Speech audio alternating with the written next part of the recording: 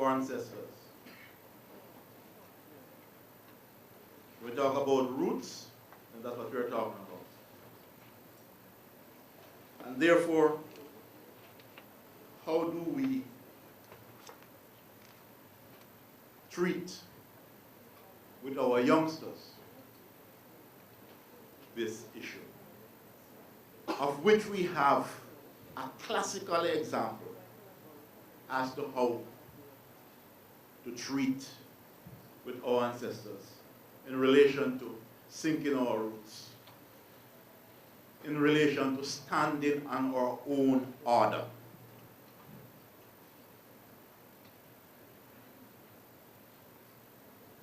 There is no other way we are going to be sovereign. We will be somebody else's person and not our person. And that is what Leroy Clarke is about. That's what is El Tukush. That's his philosophy.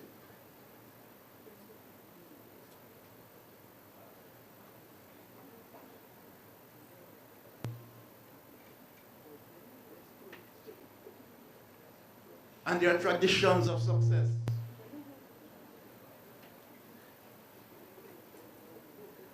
But we have to make these traditions not dead,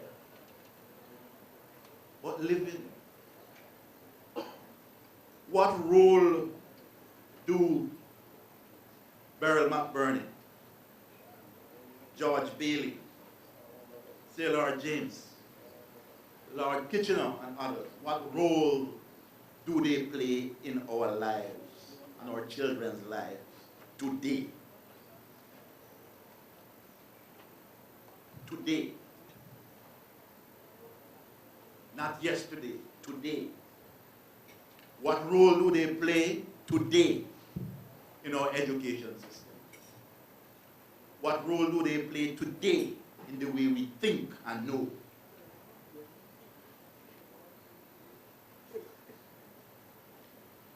They are the examples. And therefore, for the lecturers, the professors who have students, graduate students studying, we need to help them to point the way so that we study people who have charted the path.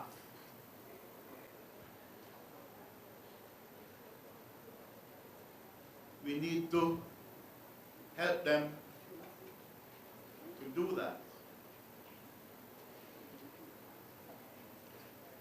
so that we have more materials, so that we have a better basis on which to teach and which to articulate our own essence.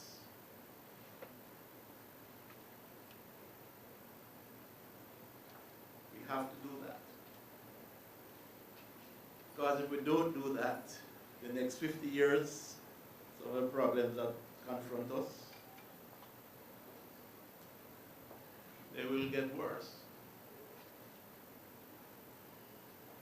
It is no magic. If we don't celebrate and teach about how successful people become successful, teach about them philosophically, teach about their attitude, their characteristics,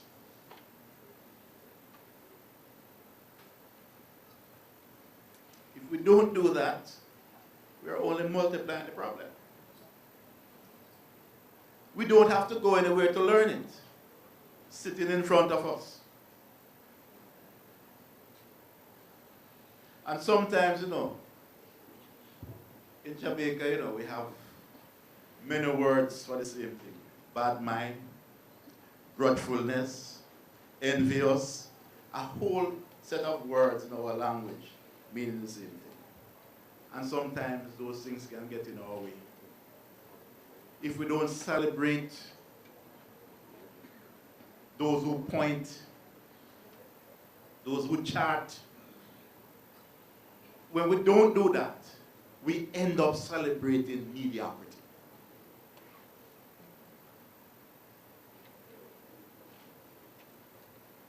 And mediocrity can always be defended.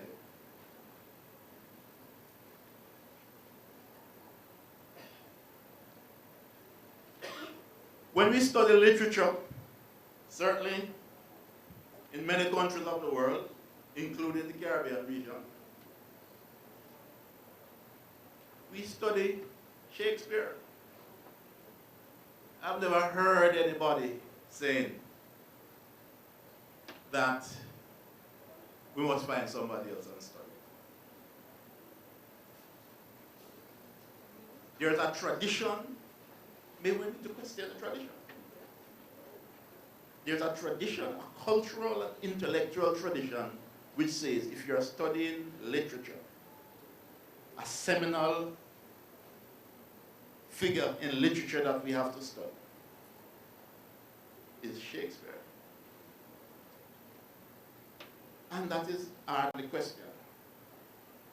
If we are studying the visual arts in the Caribbean, a seminal person to study is Leroy Clarke.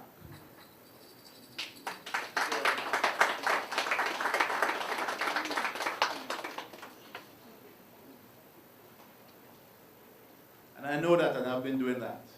But we do that to make materials available for young people. So, in closing,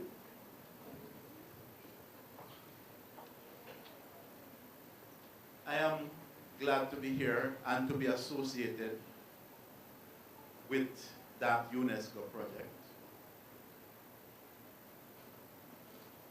It's as a result of that that I have met a lot of persons who I didn't know before.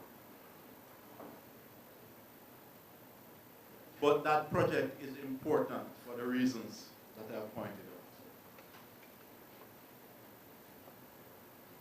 We cannot be sovereign if we do not study the best examples of our existence. The best examples of our existence. And when I talk about existence, I'm talking about an existence in which we have ancestors.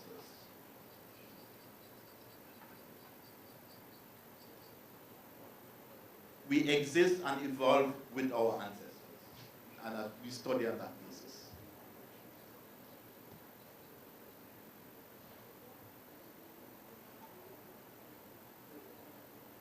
I thank you all for listening to me. And let us continue the discussion about what we study and how we study and who we study.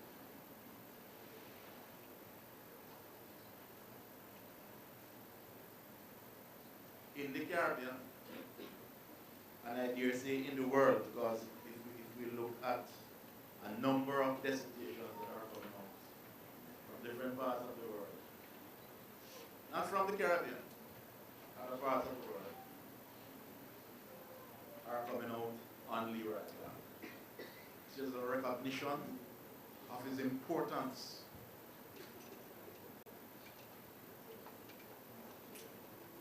A recognition of his importance. And I would like to see some graduate students from here and across the Caribbean going to Legacy House. It's rich. Thank you very much. Hutton, I don't envy you. A lot of research and heavy work while I simply sit with him and talk.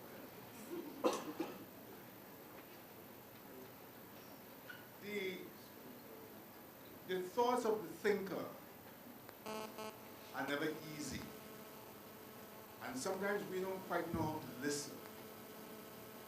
Sometimes something obscures us. We have to find ways to dilute what obscures or get rid of it or whatever. But the thoughts of the thinker must come through to us as pure as it can. That is the task of the audience. How do we do that? Well, I want to help you a little bit. I'm going to introduce Ruth Osman, who will entertain you with a song and ease the listening for the master. Ruth? Good evening. This evening, lots of things have been said about the man and artist, Leroy Clarke. If you'll permit me, I'll sing.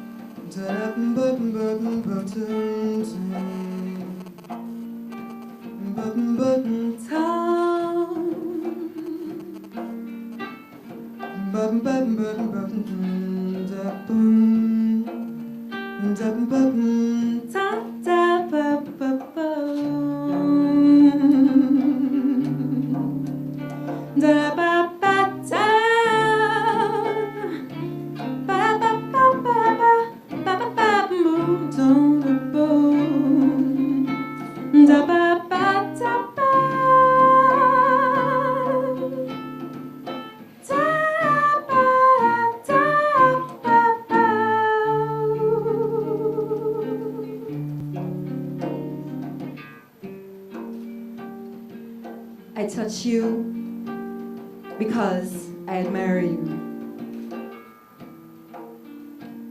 I talk with you because I search you. I walk with you because I am lonely without you. I criticize you because I care. I drink with you because we have thirst together. I sing with you because we rejoice in life and expect death without fear. I love you because I have discovered you. Da-da-bum-bum, da-da-bum-bum.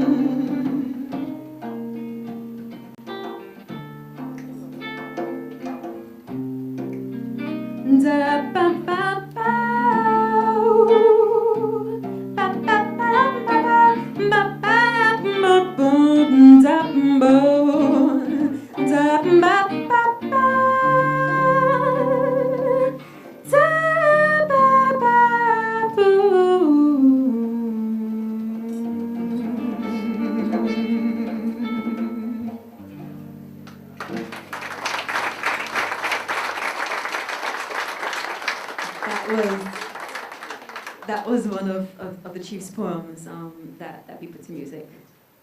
Our next piece is Redemption Song.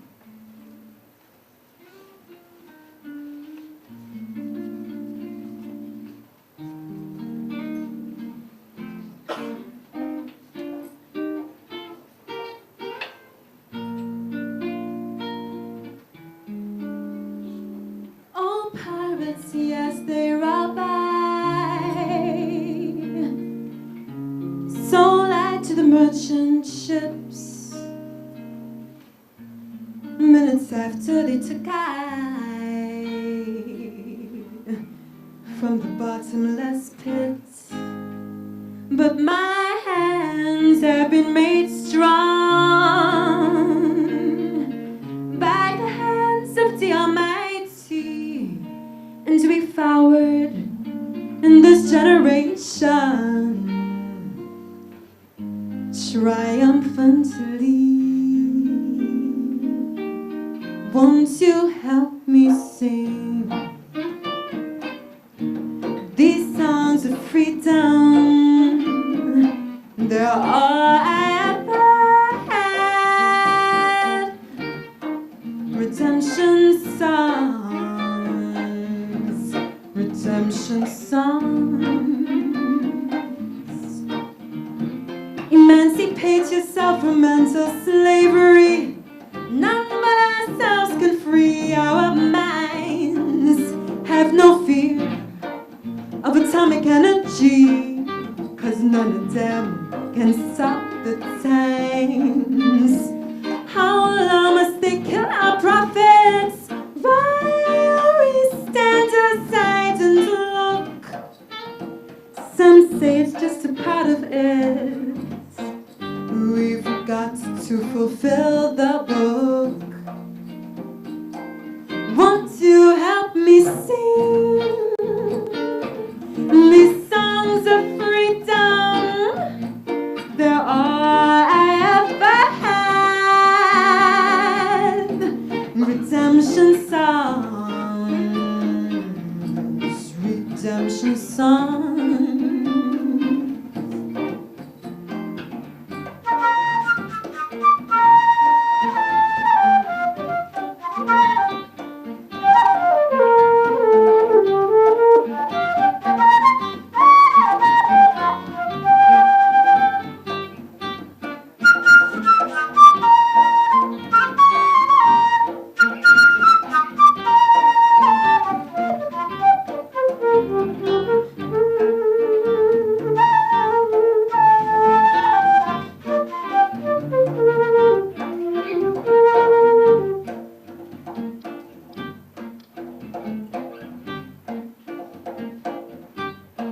Emancipate yourself from mental slavery.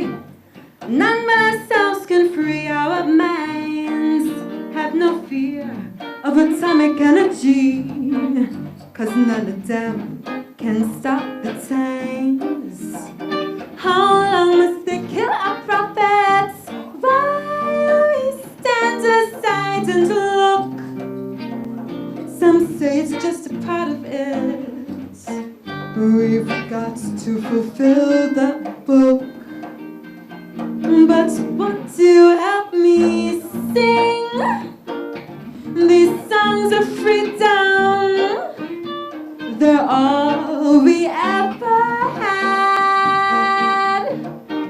Redemption songs, redemption songs, redemption songs. Redemption song.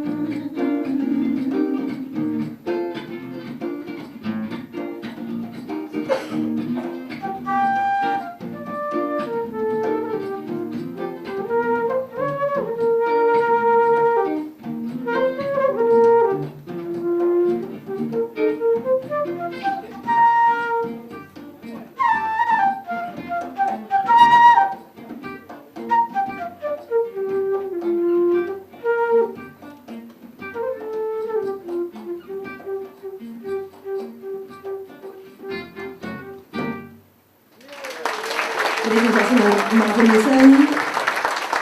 Brian Rose. Thank you.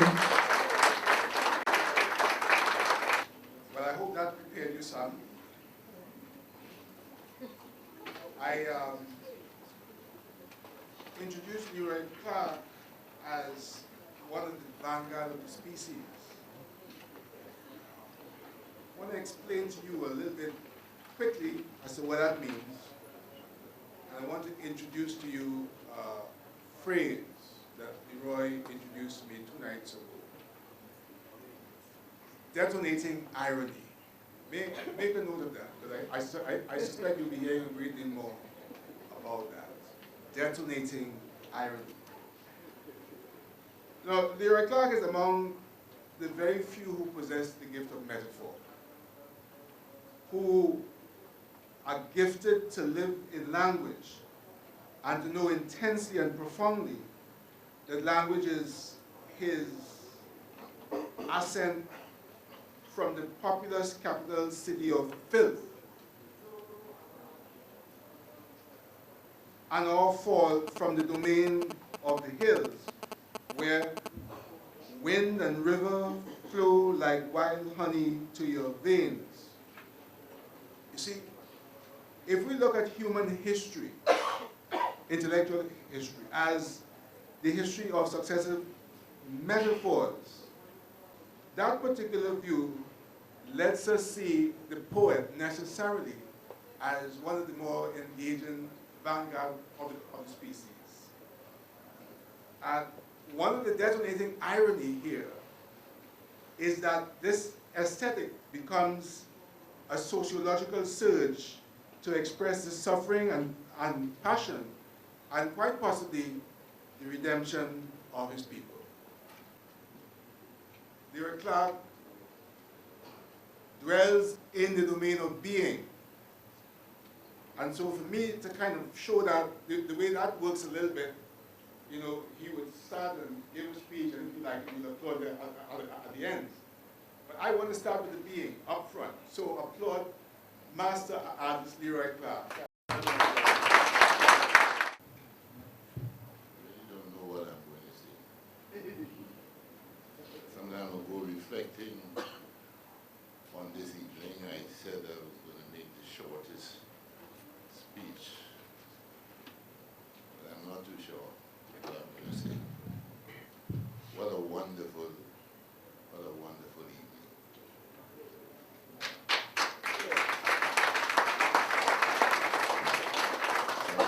Somebody in the gallery is saying, speak louder. I notice with the years, whenever I come to a mic, I'm speaking so soft. When I'm home, I shout.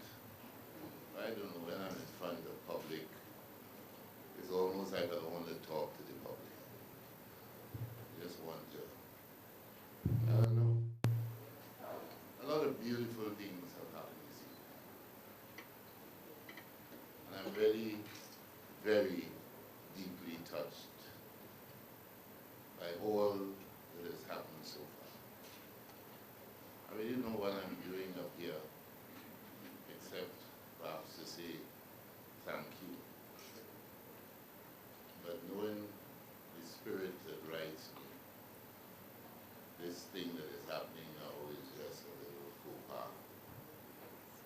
Because there are some serious things to be said. And this spirit is going to grow and grow. And the lady out there wouldn't have to say to speak louder.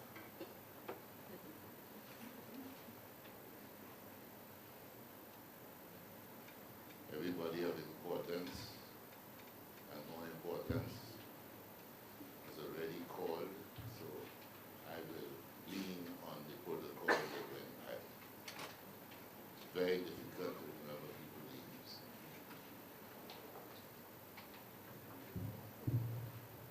I'm confused. This book.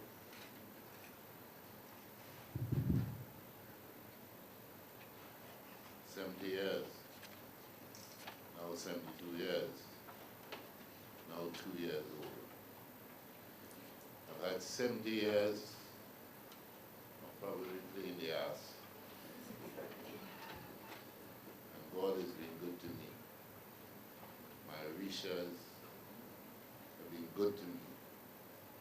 People have not been good to me at all.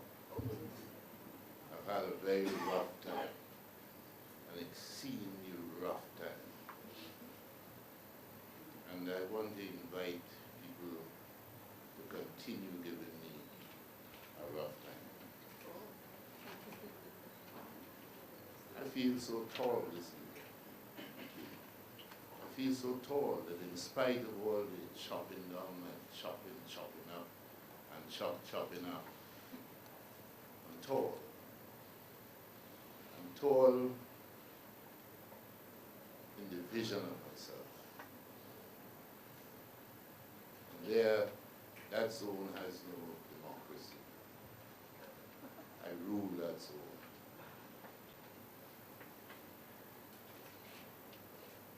I'm such a hypocrite. I'm probably the biggest one in the world.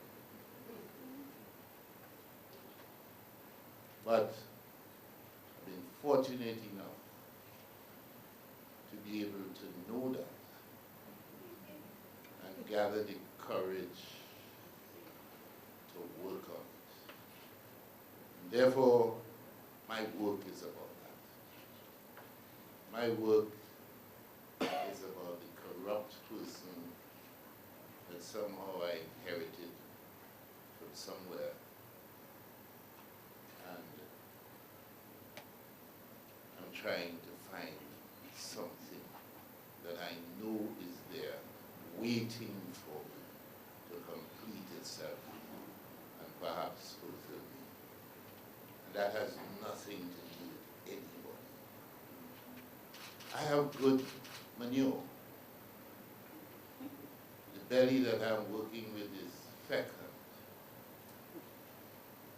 My race, my race, my race. A race without compass. A race whose psyche was dismantled. And I know that from very young. The speaker used to bring mangoes for me from up the hills in Gonzales. She'd bring a whole basket of mangoes, basta food, all kinds of mangoes. And she would pick out 7 of them, and she would say, "These are for Leroy." I have been fed from ancestors. My dreams, I could not believe. I dream, and I dream, and I dream. I have good ears. I have good eyes. My touch. I have a huge heart.